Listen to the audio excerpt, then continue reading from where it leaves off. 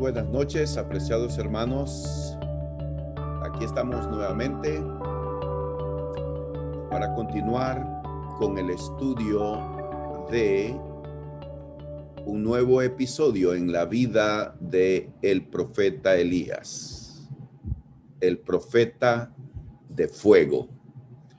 Les animo a que anoten, tomen apuntes, ya que este es un estudio bíblico y también, si ustedes desean, en la cajita aquí del chat, ustedes pueden escribir alguna pregunta o algún comentario que deseen hacer mientras estamos entonces desarrollando el estudio bíblico. Les animo a que interactúen, que no sea que simplemente estén viendo y oyendo, sino que ustedes también participen. Entonces compartimos con ustedes la pantalla con nuestro tema de hoy, el secreto de la oración respondida. El secreto de la oración respondida, tomado de Primer Libro de Reyes, capítulo 18, versículos 41 al 46. Noten entonces que estaremos reflexionando en estos 6 versículos. Ahora, no obstante, antes de entrar al tema, quiero hacer referencia a nuestra lección anterior y les hago un par de preguntas. 3 preguntas. Repaso de la lección anterior. Pasaje bíblico de la lección anterior. 3 voluntarios. 3 voluntarios. Pasaje bíblico de la lección anterior. Segunda pregunta. ¿Cuál es la palabra clave de la lección anterior? Y tercera pregunta, mencione 3 eventos del Monte Carmelo. Muy bien, entonces, ¿quiénes están listos? A ver. Ok, Abigail, Primer Libro de Reyes 18, 1 al 40. Excelente, Abigail. Ese fue el pasaje de la lección del jueves pasado. Primero de Reyes 18, del 1 al 40. Continuamos entonces con la segunda. ¿Cuál fue la palabra clave de la lección anterior?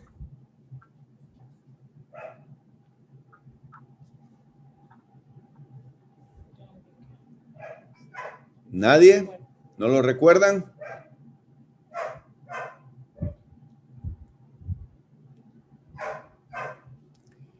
Confrontación fue la palabra clave. Confrontación. 3 eventos del Monte Carmelo.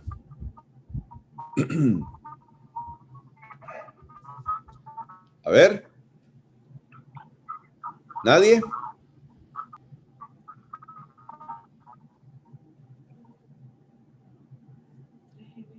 Tres eventos. A ver, entonces voy a tener que preguntar aquí a la familia que está cerca.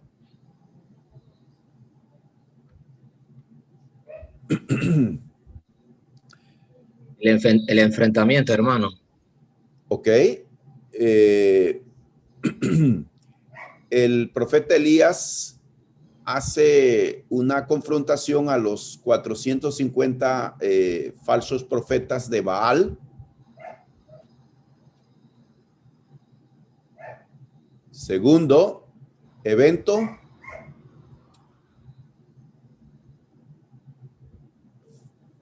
fuego del cielo y consume el sacrificio de Elías. Y el tercer la muerte evento, de los profetas. La muerte a los profetas, exactamente, la muerte de los 450 profetas. Excelente, entonces, ejecución de los profetas, sí.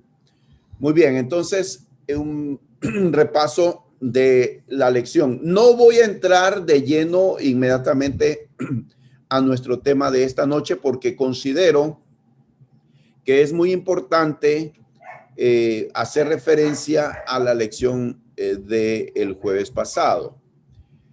Noten esto, miren, para que Dios hiciera llover, habían transcurrido 3 años y medio sin que lloviera y Dios le dijo a Elías, bueno, ya es hora. Quiero que vayas y te muestres al rey Acab. Y Elías, porque Elías se había escondido del rey Acab. El rey Acab lo había buscado en todas las naciones vecinas y en todas partes para matar a Elías. Elías se había escondido. Dios lo había protegido, pero ahora Dios le dice, quiero que vayas y te muestres. Voy a hacer llover. Quiero que te muestres al rey Acab. Acab tenía que reunir a todo Israel en el monte Carmelo, lo cual hizo, además de los profetas y sacerdotes de los Baales. El pueblo tendría que reconocer que solo Dios es el único Dios. El profeta Elías tenía que orar para que Dios enviara la lluvia. Entonces, esto se da en ese día glorioso. Ahora, pero,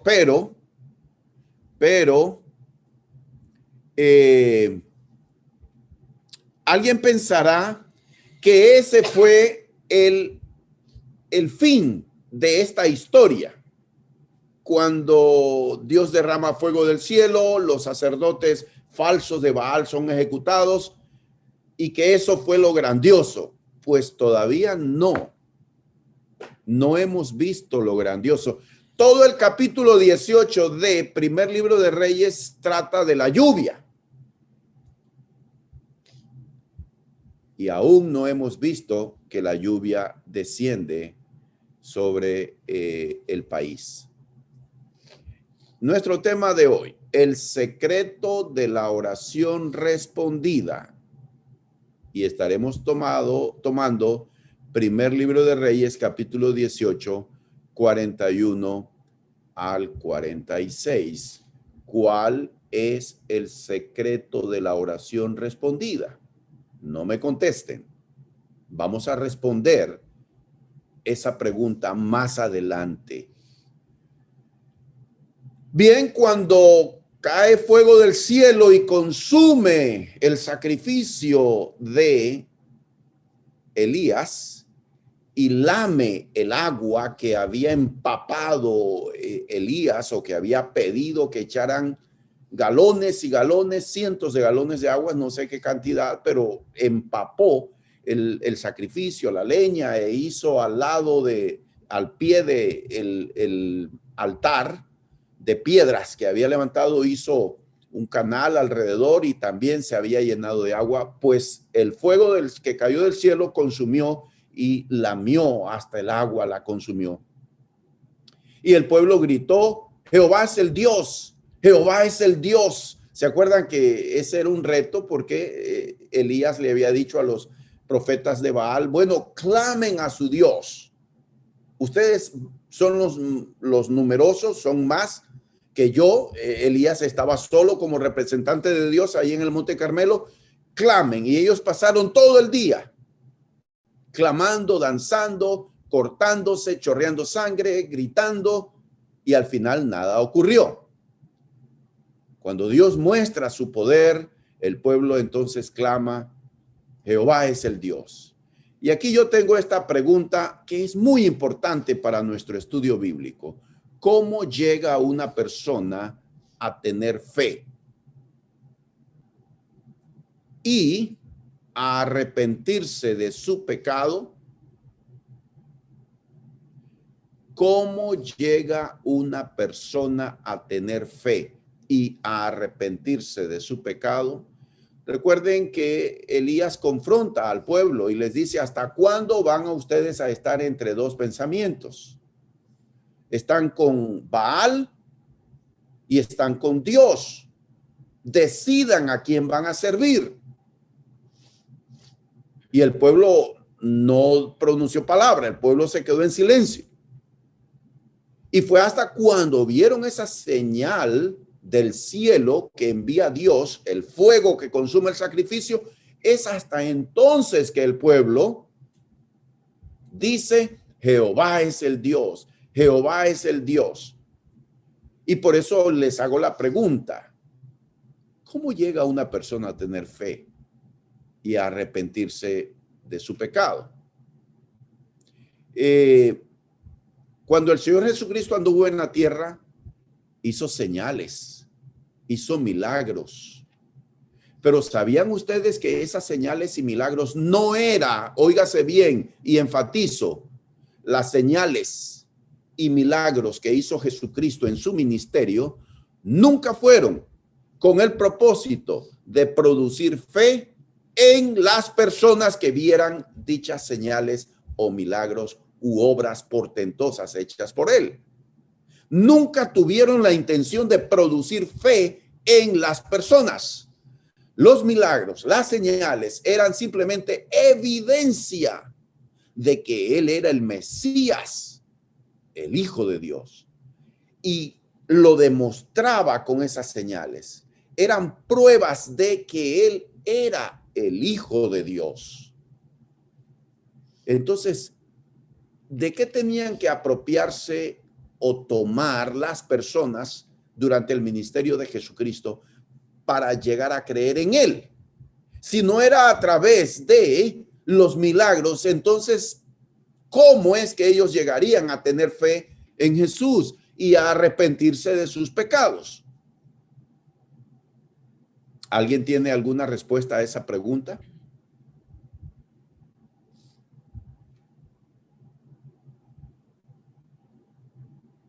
Así como el pueblo en el Monte Carmelo, todos guardan silencio.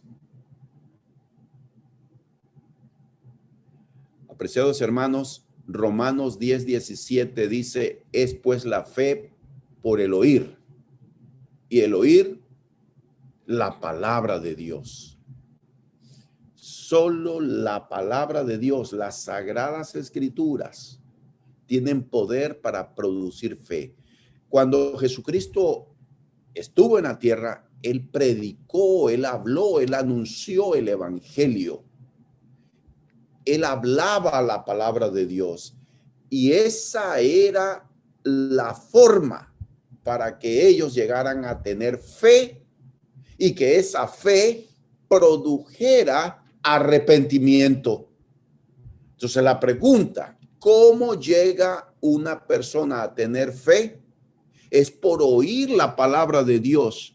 Apreciados hermanos, por más que nosotros oremos y pidamos que Dios aumente nuestra fe, si no leemos las Sagradas Escrituras con pasión, con intención, con perseverancia, si no leemos, si no escuchamos la palabra de Dios, no vamos a crecer en fe. Y no es que cuando estoy predicando yo o estamos dando clase, estamos dejándonos vagar en nuestra mente por todas las ideas que pasan por ahí y que nos roban la atención y al final nuestra mente queda sin fruto. No hay, la palabra de Dios pasó y se fue, el viento se la llevó. Necesitamos hacer el esfuerzo de concentrarnos y no de quedar dormidos y no de distraernos. Necesitamos enfocarnos en la palabra de Dios, porque ella tiene poder para producir fe en nosotros y nos da convicción, y esa convicción nos lleva al arrepentimiento. Y aquí entonces en pantalla comparto con ustedes la definición de la palabra fe. Creer, confiar. Son dos cosas distintas, porque nosotros podemos creer que Dios existe, pero no confiamos en ese Dios todopoderoso. Creemos en su existencia, pero en los momentos en que debemos ejercer fe en él, de confiar en él en las situaciones graves y en nuestras crisis, en nuestros problemas que enfrentamos, se nos olvida confiar en Dios y ponemos nuestra confianza en otras cosas. Fe, según el espíritu de la Biblia, según lo que vemos en las Sagradas Escrituras, fe es creer, confiar en Dios.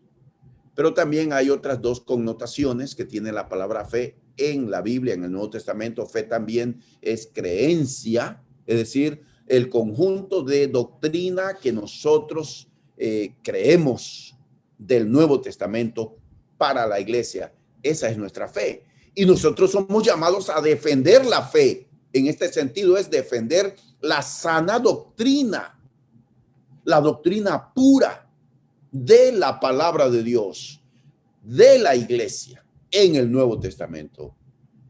Y creer también implica obedecer. Muy bien, entonces arrepentimiento, la definición, esta es una clase y estoy proveyendo para ustedes esta información importante. Es fundamental que entendamos esto. Arrepentimiento significa cambiar de parecer, un cambio de mente que da como resultado un cambio de conducta. Y este tema que estoy abordando, fe y arrepentimiento, es importante por el contexto. El pueblo de Israel tenía un corazón dividido, estaban adorando a los Baales, pero también en el fondo, muy en el fondo, tenían un pequeño espacio para creer en el Dios de Israel, el Dios de Abraham, el Dios de Isaac y de Jacob. Y eso no es lo que Dios quiere. En el primer mandamiento de los 10 mandamientos que dio a Moisés fue: no te harás dioses ajenos, no te harás imagen, no te inclinarás. Entonces, el pueblo de Israel fue confrontado y aquí vino una señal del cielo y ellos claman: Jehová es el Dios, Jehová es el Dios, porque vieron la señal. Pero quiero decirles que señales milagrosas, por más que en el mundo evangélico se habla de señales y hay muchos farsantes y falsos profetas en nuestros días, lo único que dicen que hacen obras y señales, pero nada de eso es para producir fe en nosotros. Lo único que tenemos que recurrir es a la Biblia, a leer las Sagradas Escrituras. Ahora, convicción y conversión son dos cosas importantes. Pablo escribe en 2 de Timoteo 1:12, porque yo sé en quién he puesto mi confianza. Esta es la versión Dios habla hoy. Porque yo sé en quién he creído, dice la Reina Valera. Yo sé en quién he puesto mi confianza. Eso se llama fe. Convicción. Pero también en Primera de Tesalonicenses 1:9 dice, Pablo dice que él oía el testimonio de la gente que hablaba de los cristianos de Tesalónica y de cómo ustedes abandonaron los ídolos y se volvieron al Dios vivo y verdadero para servirle. Eso se llama conversión. Cuando leemos las Sagradas Escrituras, nos convence de la verdad. Leemos la palabra de Dios, nos alimentamos y nuestra fe se alimenta y se fortalece. Pero esa palabra de Dios que nos convence del error, nos convence para confiar en Dios, debe convertirnos. Y convertirnos significa que haga cambios en nuestras vidas. ¿De qué nos sirve estar leyendo noche y día la Biblia y no hay un cambio en nuestra vida? No hay un cambio de conducta. Y seguimos siendo los mismos, mundanos. Gente que anda en un pie en la iglesia y otro pie en el mundo. Pues este punto, y me he detenido, es importante, apreciados hermanos, porque Cristo va a venir a llevar a su iglesia, pero una iglesia santa y pura. Hombres y mujeres que son discípulos de Cristo y que lo están siguiendo a Él y que están siendo cambiados por Jesucristo y que tienen pasión por la misión de Cristo. Eso se llama convicción y conversión. ¿Qué personaje de la Biblia es ejemplo de oración para usted? Y si nos limitamos solo al Antiguo Testamento, ¿qué personaje del Antiguo Testamento viene a su mente? Algunos dirán David, Abraham.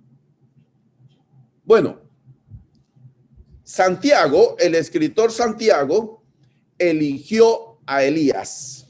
Lean conmigo, por favor, Santiago capítulo 5, versículos 16 al 18.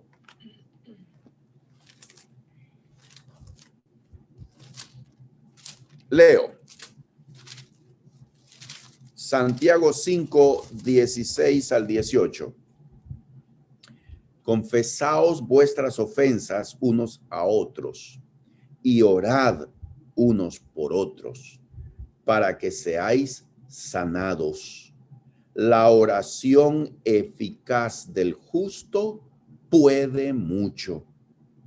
Elías era hombre sujeto a pasiones semejantes a las nuestras y oró fervientemente para que no lloviese, y no llovió sobre la tierra por 3 años y 6 meses. Y otra vez oró, y el cielo dio lluvia, y la tierra produjo su fruto. Entonces aquí Santiago nos pone a este profeta como su ejemplo para él de un hombre de oración. Ahora, ¿cuántas oraciones hizo Elías en lo que hemos estado estudiando? En el capítulo 18. ¿Cuántas oraciones hizo Elías?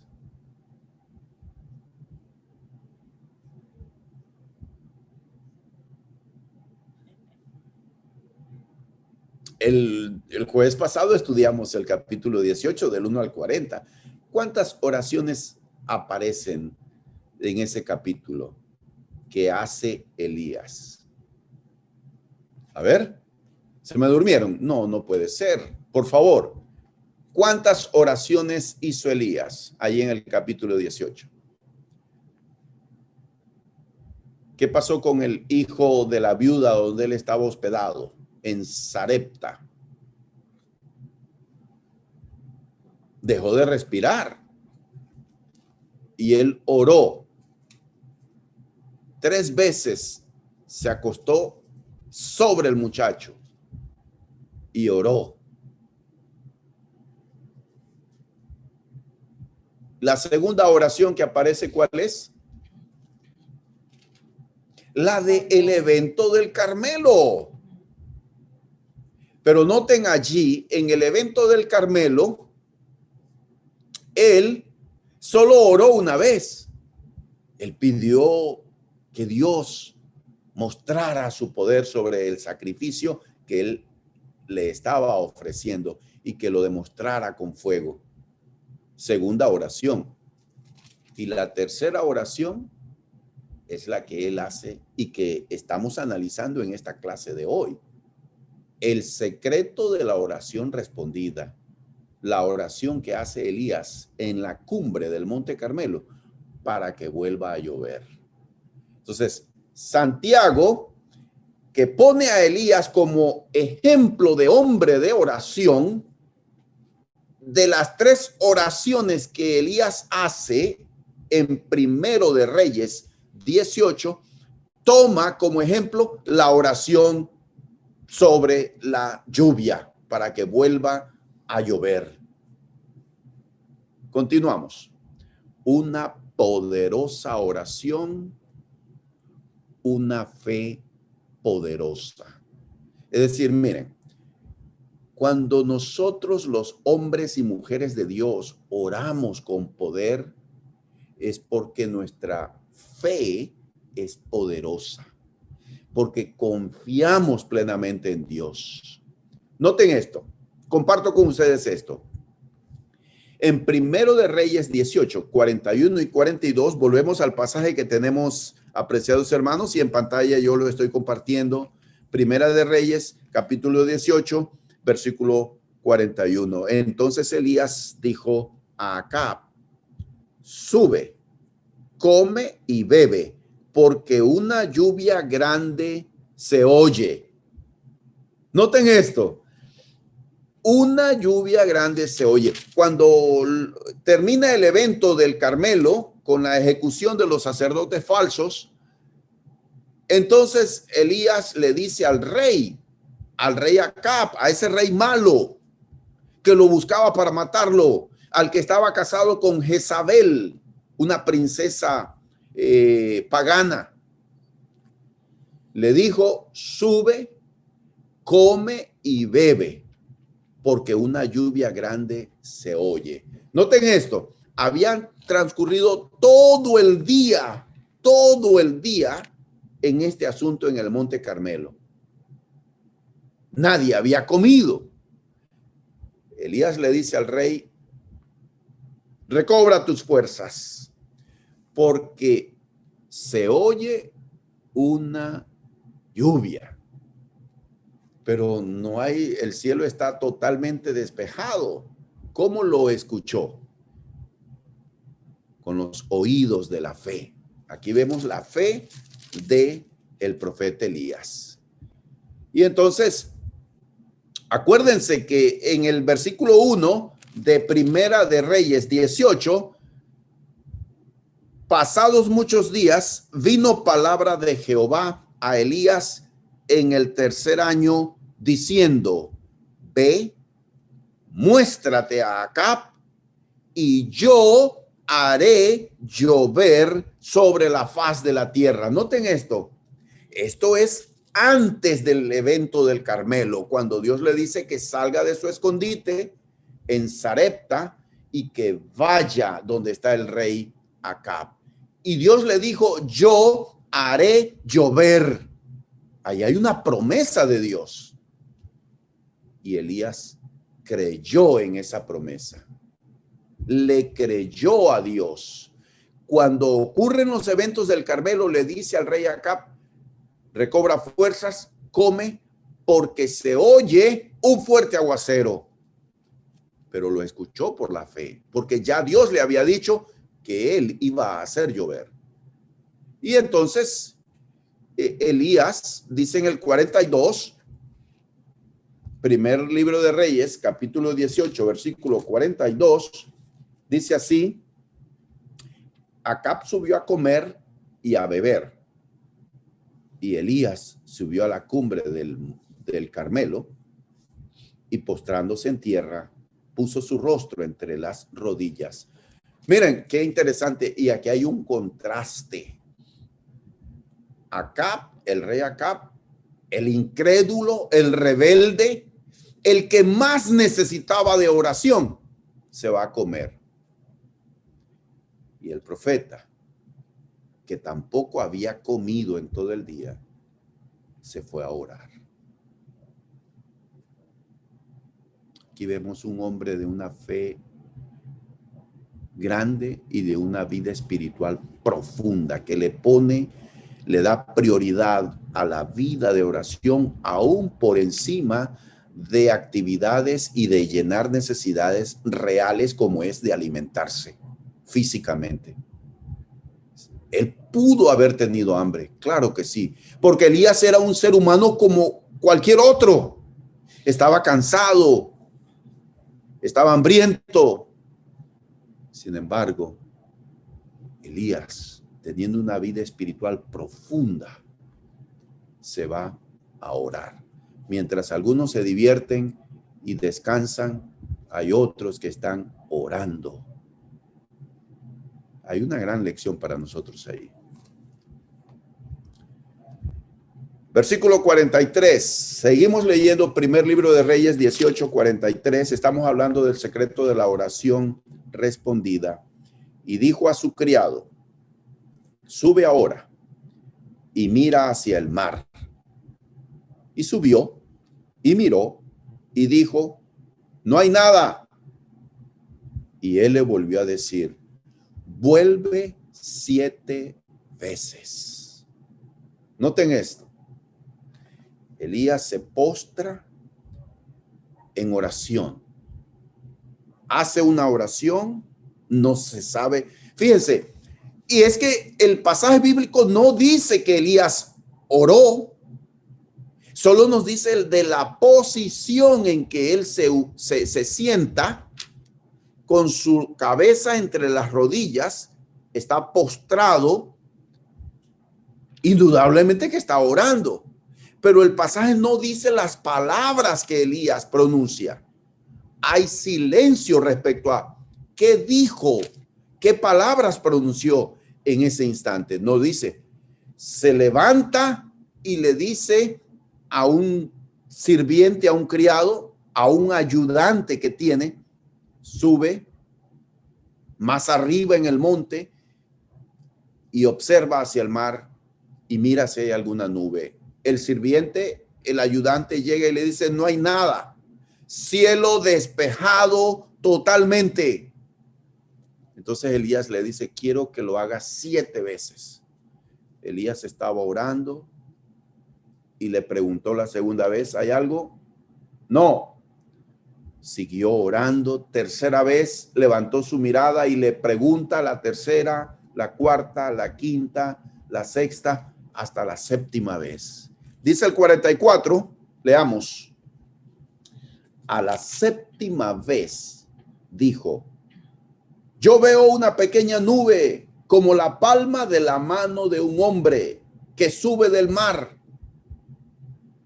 Y él dijo, Elías, ve y di a Acab, unce tu carro y desciende para que la lluvia no te ataje.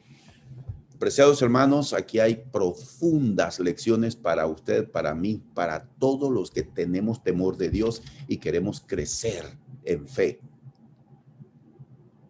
Noten esto. El profeta Elías había recibido la promesa de Dios de que iba a llover. Sin embargo, Elías clamó a Dios. Clamó 7 veces. Y cuando el ayudante le dijo en la 7ª vez, veo una nube como del tamaño de la palma de la mano de un hombre. Entonces, Elías dio como un hecho que iba a caer un torrencial aguacero y mandó a decirle al rey que preparara su carruaje y que descendiera y que saliera de allí, porque de lo contrario iba a quedar atascado por la lluvia. 7 veces oró Elías. Y cuando hubo una señal pequeña, él tomó esa señal como un hecho. Y aconteció, dice el versículo 45, estando en esto, que los cielos se oscurecieron con nubes y viento, y hubo una gran lluvia. Y subiendo Acab, vino a Jezreel. Jezreel se encontraba, era un pueblo, se encontraba desde el Carmelo a unos 22 o 30 kilómetros de distancia. Entonces, notemos esto, el versículo 46. Y la mano de Jehová estuvo sobre Elías, el cual ciñó sus lomos y corrió delante de Acab hasta llegar a Jezreel. Noten esto, ese detalle, ¿qué le está indicando a ustedes? No lo leamos a la ligera ni superficialmente, allí hay una lección. El rey Acab se va en su carruaje, jalado por caballos. Llega a Jezreel de 22 a 30 kilómetros de distancia. Y en cambio, Elías, sin haber comido, corrió y rebasó. Literalmente al lado iba Acab con su caballo y este hombre corrió, el profeta Elías. Esa no es la energía de un hombre común y corriente. Es el poder que Dios le dio. Ahí vemos una señal de cómo Dios se manifestó en la vida de este hombre. ¿Y qué dice Santiago? ¿Cómo era Elías? Un hombre sujeto a pasiones como las nuestras. No pensemos que Elías era un superhombre. Era como nosotros. Si un día Elías se afeitaba, se bañaba, se ponía ropa limpia, no lo reconoceríamos como un profeta de Dios. Sería cualquier otro ser humano. Elías era un hombre sujeto a pasiones como las nuestras. Resultados de esta oración respondida. Fue de bendición para todo el país. Santiago 5:18 dice que llovió y que la tierra dio fruto. Fue una bendición para Elías porque él experimentó el gran poder de Dios más allá de lo que Elías quizás ni siquiera había pensado, de cuánto Dios puede usarlo a él y de cómo puede Dios estar con él. Miren, Efesios 3:20 es uno de los pasajes que me ha alimentado mi fe y lo comparto con ustedes. Dios responde la oración de fe con abundancia y su respuesta no es como pedimos, sino que da lo que ni siquiera imaginábamos. Así dice, parafraseando Efesios 3:20. Y aquel que es poderoso para hacer mucho más abundantemente de lo que pedimos o entendemos. Cuando nosotros oramos con fe, clamamos al Señor y nos agarramos de las promesas de Dios, porque quiero hacer este énfasis, no es pedir caprichosamente lo que yo quiero y lo que se me ocurre. Cuando nosotros pedimos en base a promesas de Dios, Dios es fiel y verdadero y va a cumplir, porque es su palabra. Y sea Dios veraz y todo hombre mentiroso. Dios cumple lo que él ha prometido. Y los hombres y mujeres de fe como usted y como yo, sujetos a pasiones como Elías, cuando oramos tomando promesas del Señor, él ha dicho, yo estoy con ustedes todos los días hasta el fin del mundo. Entonces, en medio de crisis y de dificultades, nosotros oramos y le decimos, Señor, usted ha dicho que va a estar con nosotros. Yo quiero sentir que usted está conmigo. Esa es su promesa. Yo quiero sentir que usted está conmigo, dándome paz, dándome tranquilidad en medio de esta dificultad. Y Dios se manifiesta porque estamos apelando y aferrándonos a promesas de Dios. Aquel que confía en Dios no será avergonzado. Esa es otra promesa.